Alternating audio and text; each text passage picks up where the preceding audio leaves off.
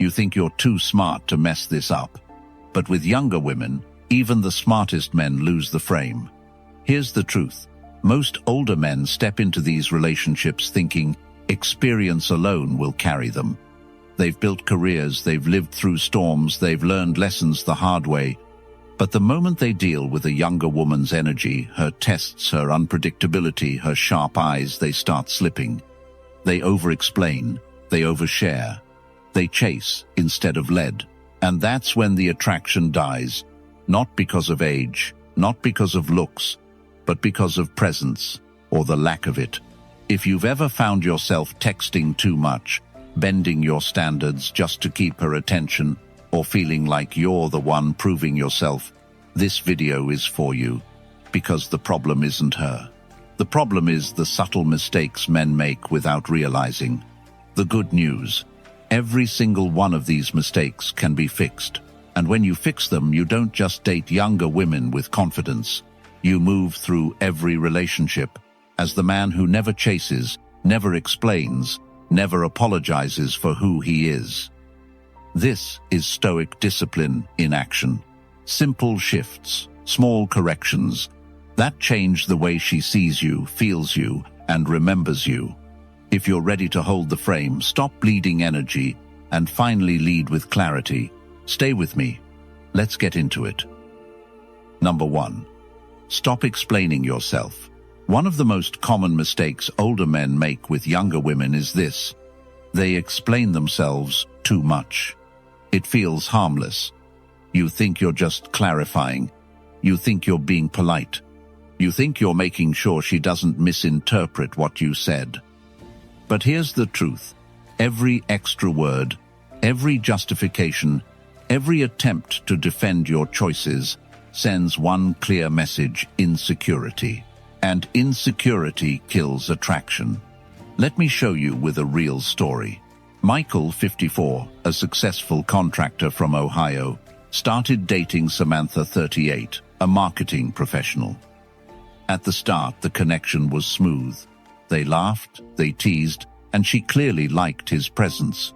But whenever she tested him, questioning why he was busy challenging an opinion, Michael slipped. He would over-explain. If he said he couldn't meet for dinner, he would write long texts about his schedule, about the project deadlines, about how he didn't want her to think he was brushing her off. To him, it felt like he was being considerate. To her, it felt like he was begging not to be misunderstood, and she lost interest. Samantha admitted later, "I liked you more when you just said things and left them there." That's the lesson. Strong men don't justify. They don't spill paragraphs to defend a choice. They say what they mean, and they let silence do the rest. This doesn't mean you stop communicating. It doesn't mean you turn cold. It means you cut away the nervous padding around your words. You stop trying to soften the impact of every statement. You trust that your presence is enough. Epictetus, the Stoic philosopher, put it perfectly: don't explain your philosophy, embody it. In relationships, this means you don't narrate your value, you live it. You don't defend your standards, you hold them. Michael learned this when he changed his approach. Instead of writing excuses, he shifted to simple statements. Instead of apologizing for being busy, he would just say, "Can't tonight. Let's plan this weekend." The difference was dramatic. Samantha leaned in. She respected the firmness. She trusted him more because he wasn't scrambling for her approval. Here's the key: when you stop over-explaining, you create space. Space for her curiosity. Space for her respect. Space for her to wonder what's behind your words instead of you handing her every answer on a plate. Women don't fall for speeches. They fall for presence. And presence isn't in your paragraphs. It's in your posture, your tone, and your ability to stand firm without defending every inch of ground. So if you catch yourself explaining, pause. Ask yourself, do I need to say this, or am I afraid of being misunderstood? If it's the second, cut it. Trust your words. Trust your frame. Because the man who keeps explaining looks uncertain. The man who says less and means it gets remembered. Now, if this message landed with you, I want you to prove it. Drop a comment right now that says, "I speak with strength." And remember this, what separates the forgettable from the unforgettable is never more words. It's the weight behind fewer words. Master that, and you'll hold attention without even trying. Number 2, never chase lead. There's a difference between pursuit and chasing. And if you don't get this right, you'll bleed attraction before you even realize it. Pursuit is intentional. It's when you see something worth your time, and you move toward it with clarity. Chasing is desperate. It's when you run after something because you're afraid to lose it. One is powerful, the other is weak. And younger women feel the difference instantly. When you chase, you over-invest. You text too quickly. You plan everything around her. You adjust your schedule at the drop of a hat. And underneath it all, you're broadcasting the same message: "I'm afraid of losing you." That fear is the energy killer. The Stoics understood this long before modern psychology caught up. Marcus Aurelius wrote, "You have power over your mind, not outside events. Realize this, and you will find strength." That's exactly the frame you must hold in relationships. You don't control her reactions. You don't control her choices. You control your presence. You control your discipline. You control whether you act from strength or from need. Leading doesn't mean dominating. It doesn't mean ignoring her feelings. It means setting the pace, setting the tone, and living from your purpose so clearly that she can feel it. When you lead, she chooses to follow. When you chase, she chooses to run. Think about how energy works in attraction. If she feels like you're grasping at her, she'll pull away. It's instinct. But if she feels you're walking with direction, moving with a clear path, she'll want to step closer. Why? Because leadership is magnetic.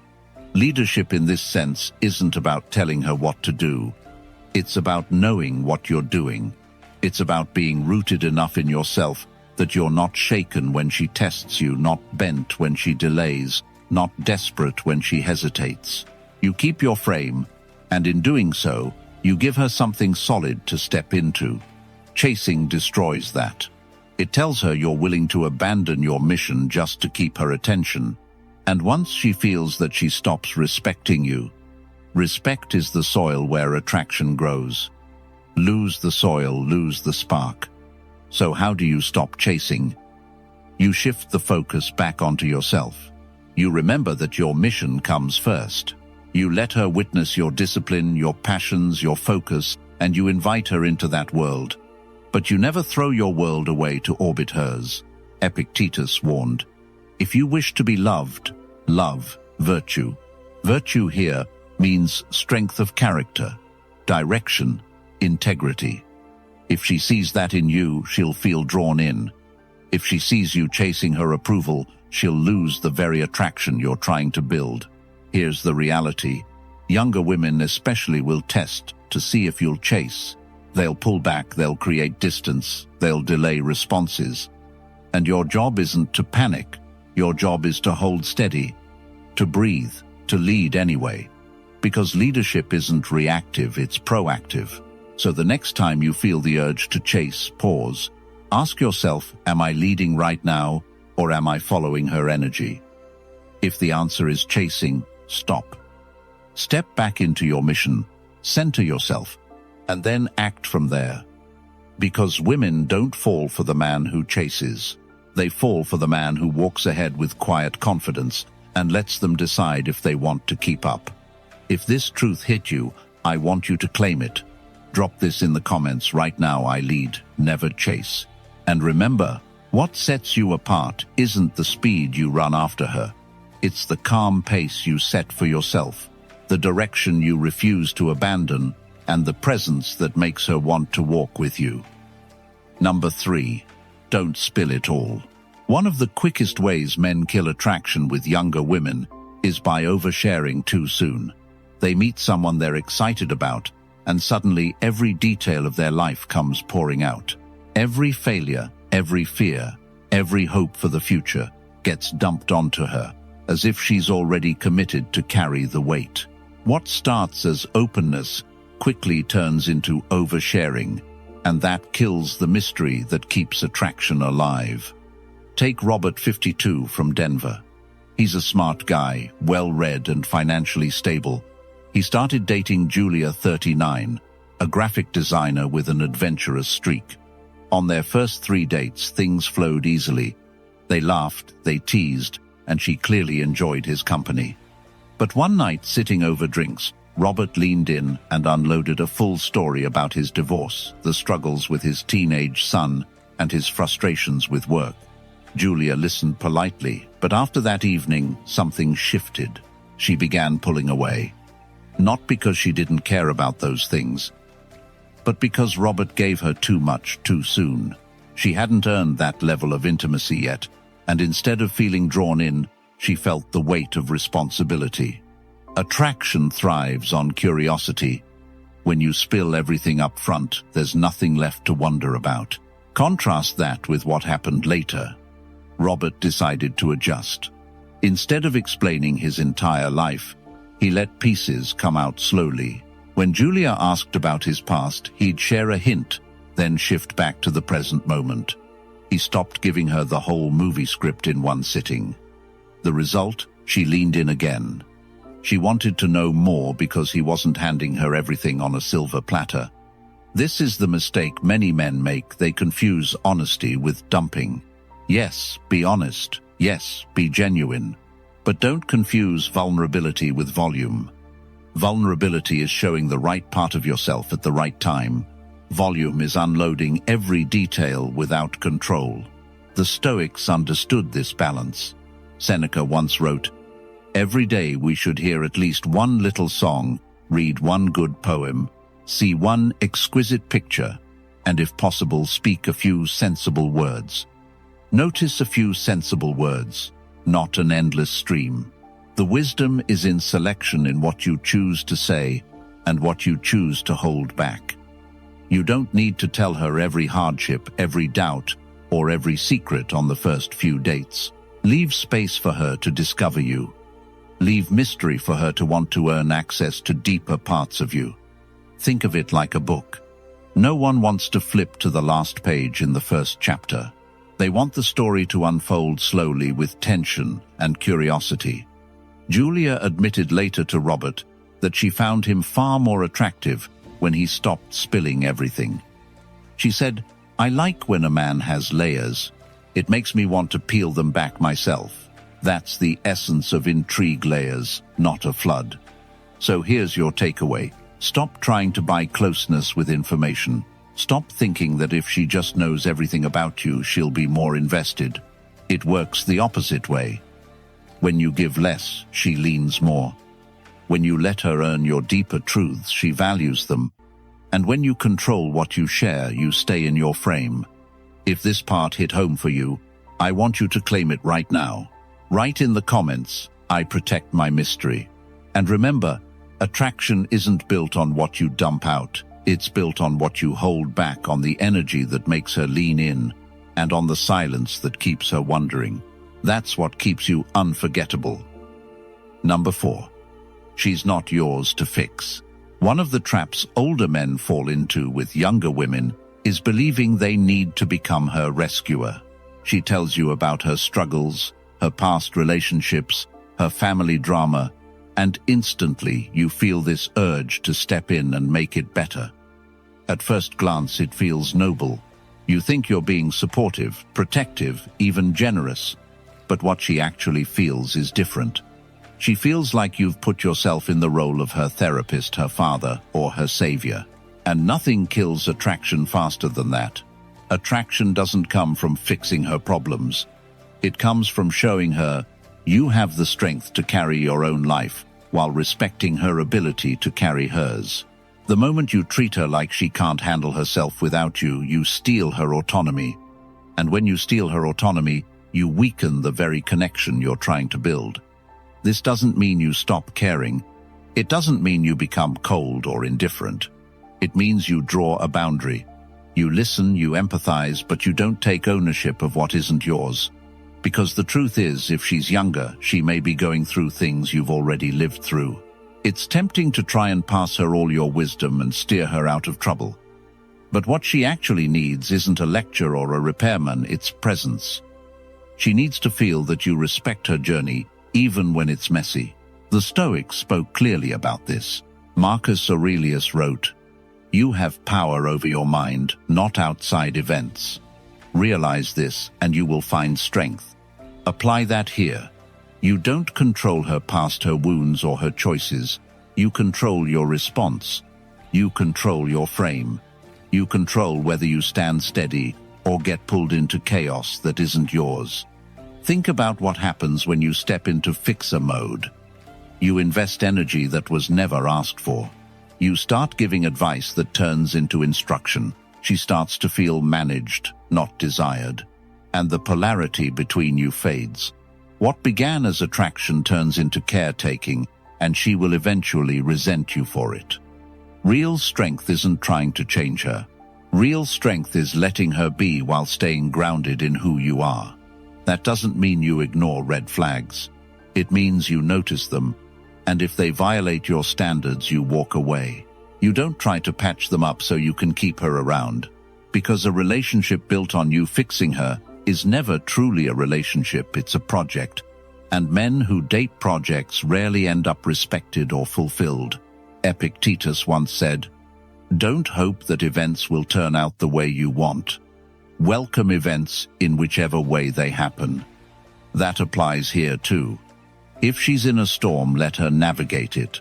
If she's in a season of chaos, either stand by with calm or choose to step back. But don't think it's your job to repair her, because that's not attraction, that's dependence. You want her to admire you, not lean on you like a crutch. You want her to see your presence as grounding, not smothering. When you stay in your lane and let her face her own challenges, you show her respect. And respect is what makes her feel drawn closer. So remember this, she's not yours to fix, she's hers to grow. And the moment you stop trying to repair her, you give her space to step into the kind of woman you actually want to share your life with. If you understand this truth and you're ready to put it into practice, say it right now in the comments, "I let her grow." And if you're serious about mastering this kind of mindset, not just knowing it but living it every day, join the membership. That's where we go deeper, where we break down the psychology, the discipline, and the strategies that separate men who struggle from men who lead. Because this isn't about fixing her. It's about fixing yourself into the kind of man who never loses his frame. Number 5. Keep your mission first. One of the easiest mistakes to make with a younger woman is letting her become the center of your world. It doesn't happen overnight. At first, you're just excited. You enjoy her energy, her attention, the way she makes you feel alive again. You start shifting small things, moving, meetings, adjusting plans, rearranging your life. But little by little, you stop orbiting your mission and start orbiting her. And when that happens, she feels it. She feels you've traded purpose for her approval. And that is the fastest way to lose respect. Let me give you a real example. David, 56, is a successful architect in San Diego. He spent decades building his career and prided himself on discipline and consistency. Then he met Rachel, 40, a vibrant woman who loved travel and spontaneity. At first, Rachel admired David's structure. She said she was drawn to how focused he was, how grounded he seemed. But a few months into dating, David began canceling his gym sessions to spend more mornings with her. He delayed important client meetings to take her on last-minute trips. He told himself he was being romantic, but Rachel started noticing.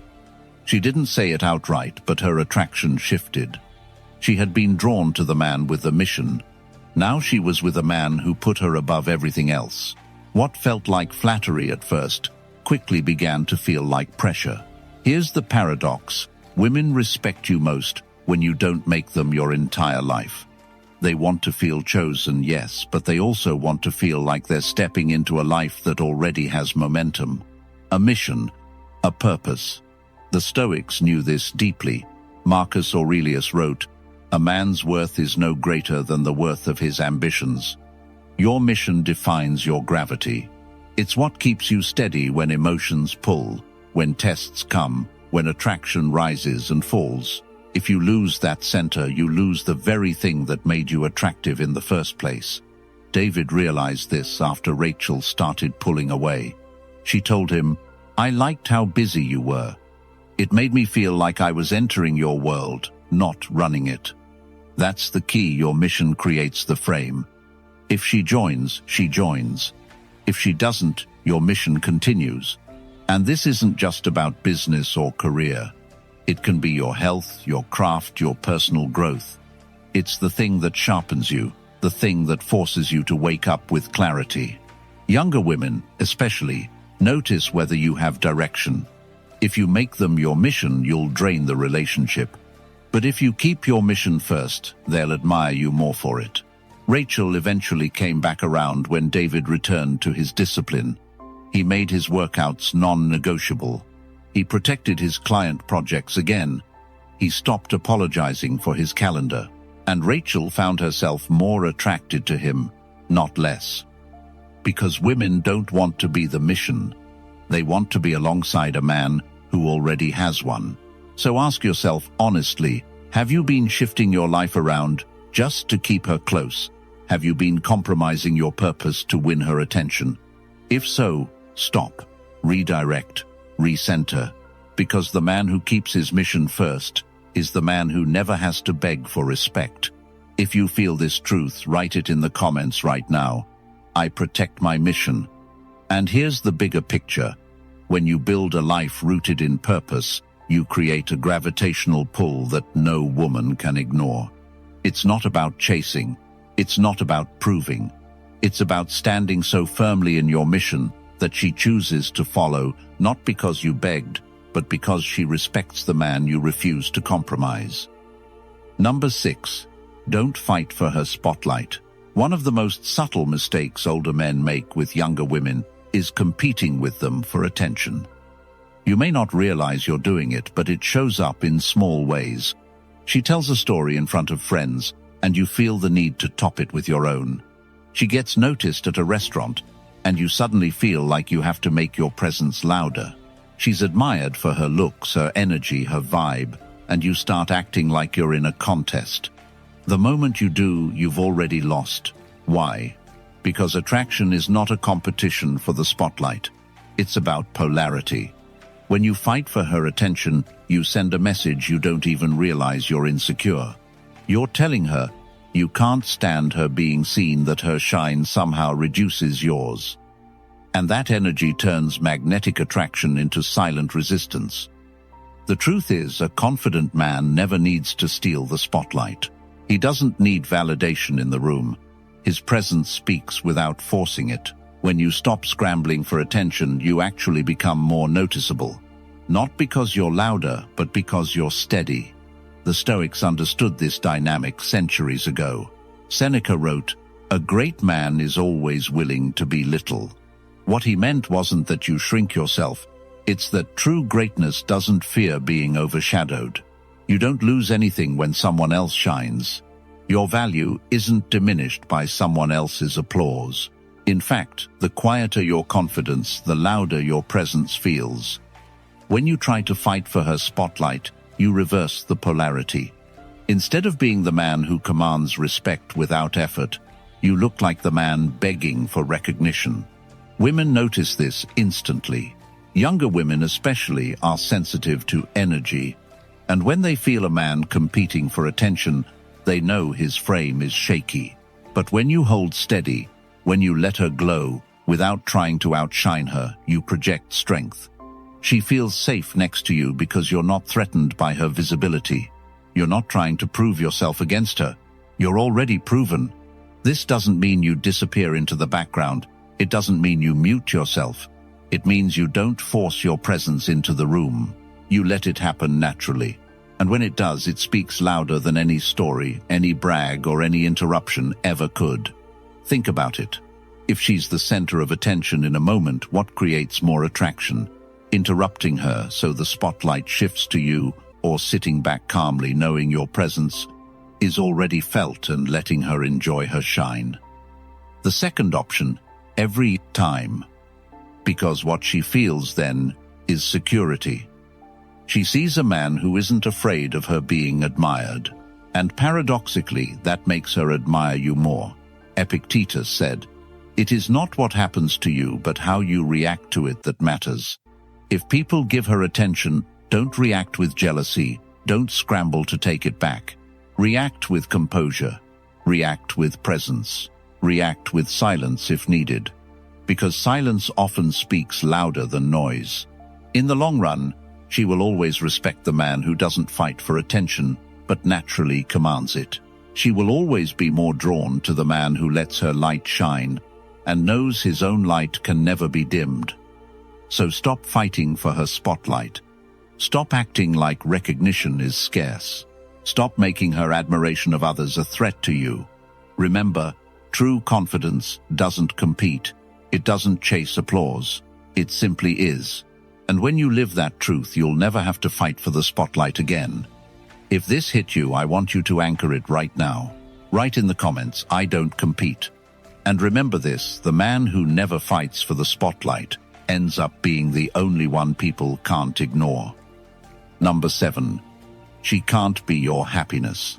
One of the most dangerous traps for older men dating younger women is believing that she should be the source of your happiness. It's easy to fall into. You feel energized by her presence. Her smile makes your day better.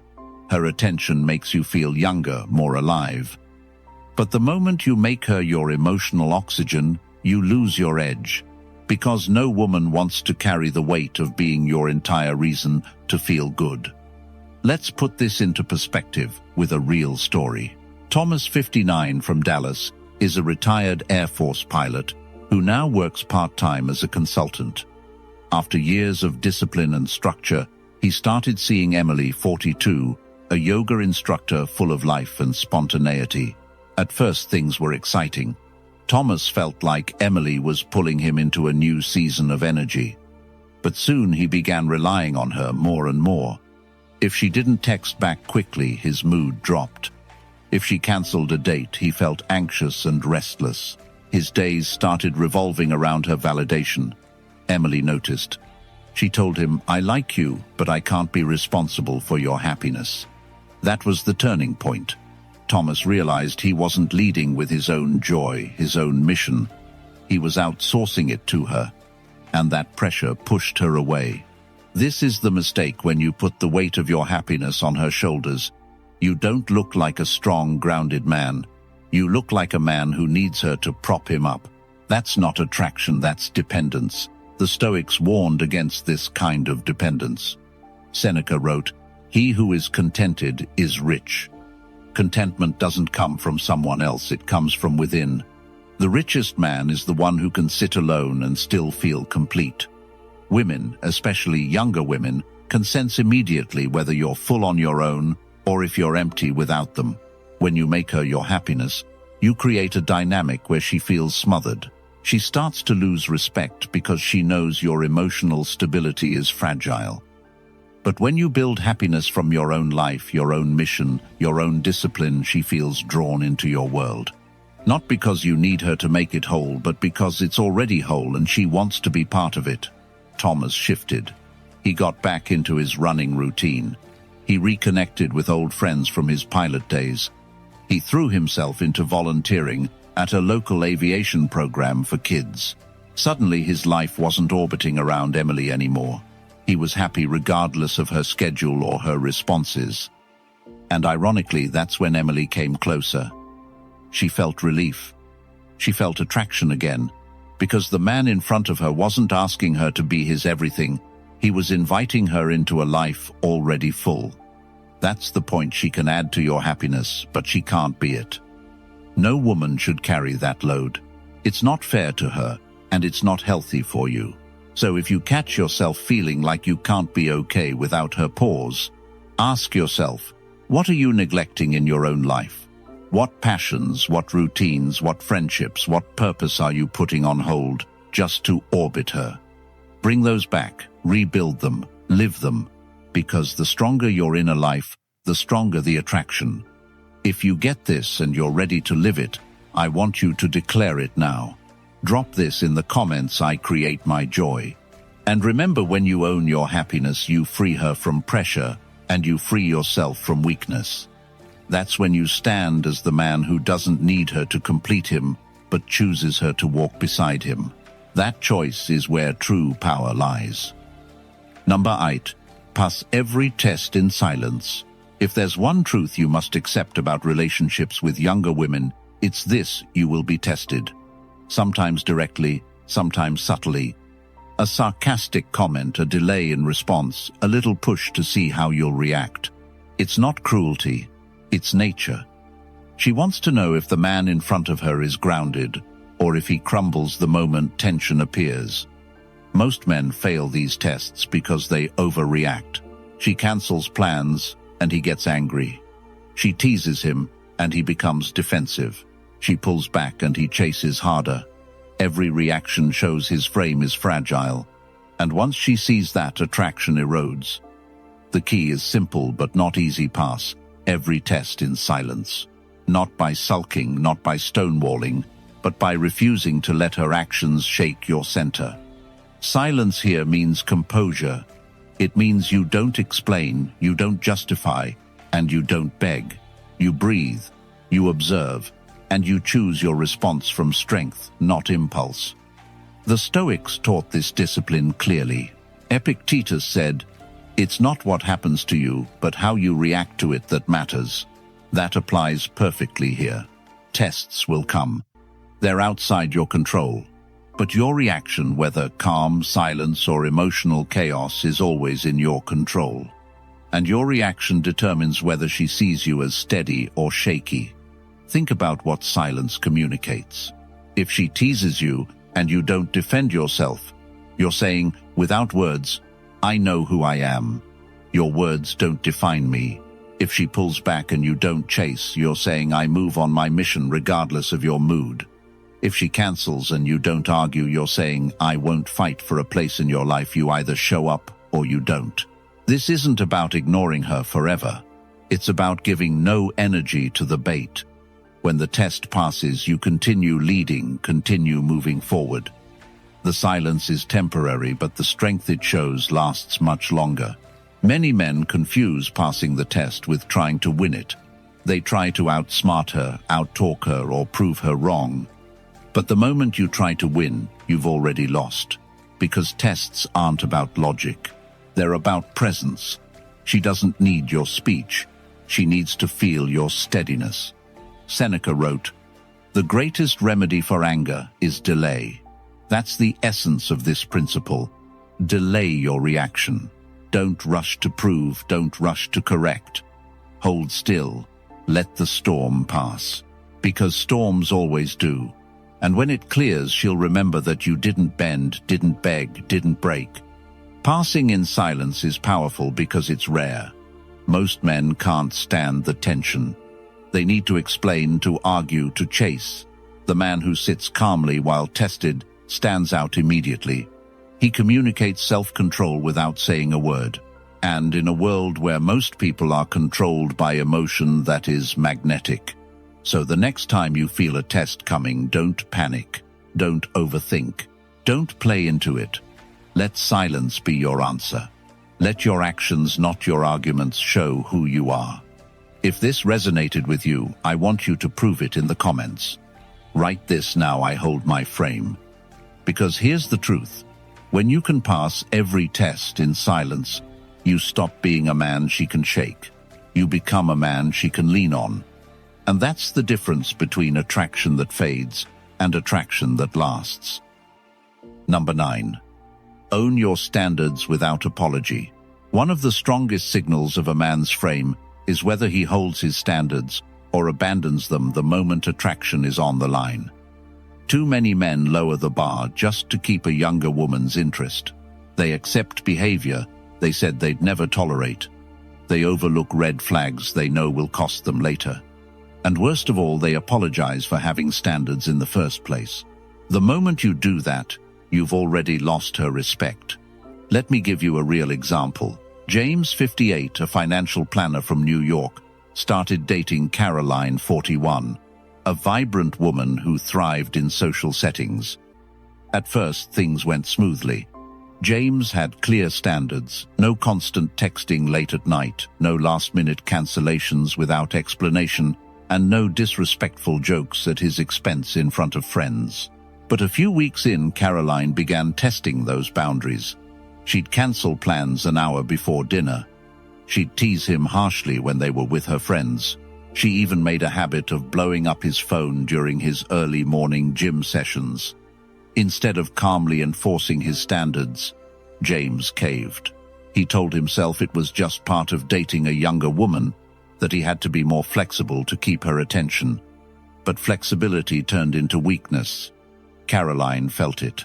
She realized James was more invested in keeping her than in keeping himself. And that's when her attraction dropped. Later, after things ended, James admitted he had betrayed himself. He said, "I thought if I relaxed my boundaries she'd like me more. But she just respected me less. That's the point. Standards are not negotiable. They are the backbone of your frame.